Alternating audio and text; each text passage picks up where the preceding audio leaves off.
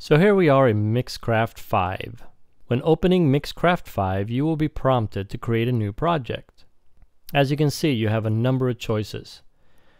First one, you can record yourself or your band, build loop and beat match music, build a virtual instrument track, or load a previous project or template by clicking this menu here. You can also browse for them. We're going to click Record Yourself or Your Band. So the first window we want to talk about is the Arrange window. If you're familiar with other DAWs, this will look very familiar to you. You will notice that we have a number of tracks. In Mixcraft 5, you have unlimited tracks. And the first one is Audio Track 1, obviously. You can change the name by double-clicking on it and typing in whatever name that you want. What else you'll notice about the track is your pan left and right. You can double click on it and it will reset it to 0. You have your fader or volume. Move left to right. Double click on that to go back to 0. You have your mute button, solo button, automation button. If you click it, you see that you open up another window below the track. You have your FX button, which opens up a list of effects that you can choose from.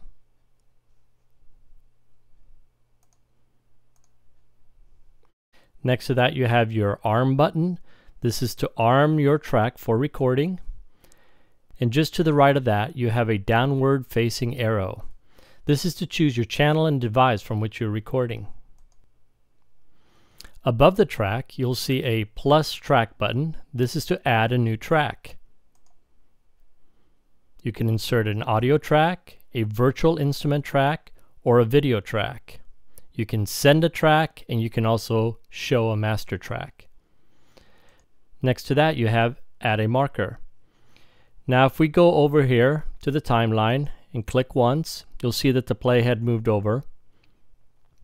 Now we can click Add a Marker here, and it opens up a window where you can put in your title, offset time, you can choose your color, you can create a track for CD or audio files by using markers, and you have other parameters which you can set.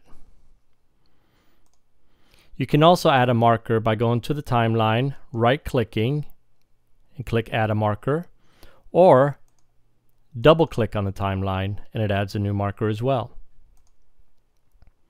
Next to that, we have an Effects button, which opens up our global effects. Next to that, we have two buttons which switch between time and beats on our timeline. Let me draw your attention down here to this window in green. Right now we're set to time. You'll see it's in hours, minutes, seconds, and milliseconds. If I switch it to beats, you will see here beats and measures. So depending on what you're working on, you can switch between the two in the timeline. Just to the right of the track is our Arrange area. These are your audio or MIDI regions, depending on whether you're working with audio or MIDI, obviously. Now I'm going to go down here to the library and add a sound.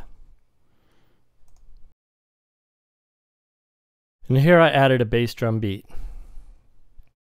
We can point out a couple of things here. One is that you have a preview play button up here. You can use to preview the sound, obviously. Next to that, we have an Add Loop button. By clicking this, you add another loop to the sound that you already have in the track. You can zoom into your region by either using this plus or minus magnifying glass, or you can use your plus and minus sign on your QWERTY keyboard. This little flag right here is your playhead, and by clicking on it anywhere in the timeline and going down to your play button or hitting your space bar, That's where your audio starts playing from. Now to draw your attention to the bottom here, you have your record button, your rewind to the beginning, rewind, play, fast forward to the end. In this area here, in green, you have a number of details regarding your project. You're either in time or beats, as we pointed out before, and based on that, the number displayed in here is the location of your playhead. Next to that is your metronome, where you can turn on and turn off your metronome.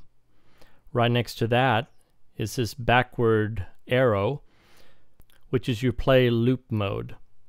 You have your beats per minute, your time signature, and your key. And finally, you have your master fader. And that's a quick look at the Arrange window in Mixcraft 5.